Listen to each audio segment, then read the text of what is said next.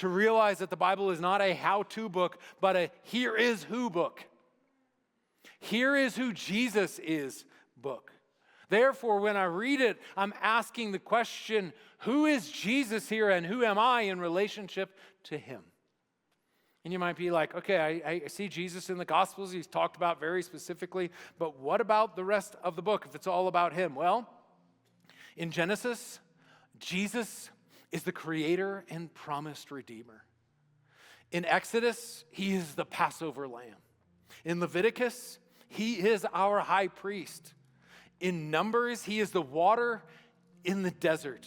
In Deuteronomy, he is the hope of promised inheritance. In Joshua, he is the commander of the Lord's army. And in Judges, he is our true and final judge. In Ruth, Jesus is our kinsman redeemer. In Samuel, he is our trusted prophet, priest, and king. In Kings, he is our reigning king. And in Chronicles, he is our true temple. In Ezra, he is the restorer of worship. In Nehemiah, he is the rebuilder of broken walls. In Esther, he is the advocate of his people. In Job, he is the answer to every question. In Psalms, he is our shepherd. In Proverbs, he is our wisdom. In Ecclesiastes, he is our meaning for life. In Song of Solomon, he is our true bridegroom. And in Isaiah, he is the suffering servant. In Jeremiah, he is the righteous branch. In Lamentations, he is our weeping prophet. In Ezekiel, he is the river of life, bringing healing to the nations.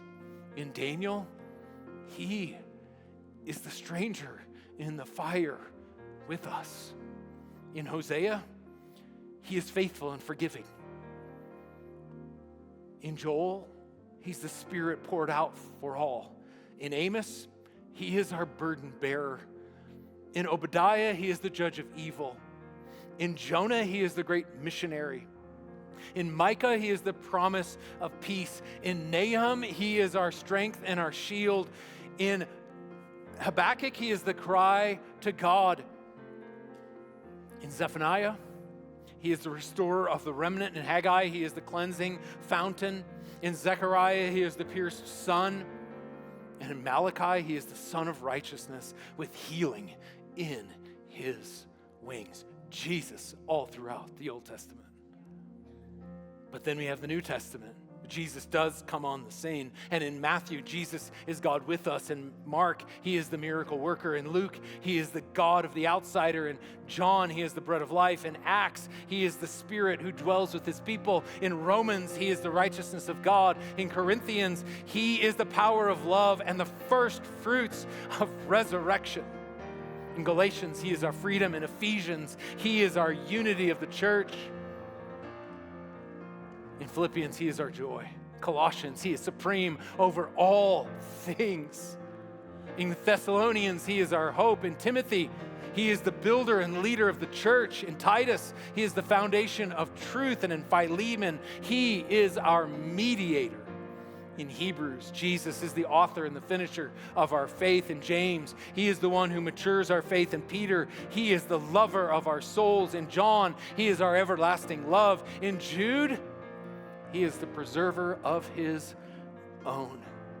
And in Revelation, he is the Alpha and the Omega, the bright morning star, the Lion of the tribe of Judah, the Lamb slain before the foundation of the world. Jesus is our coming King.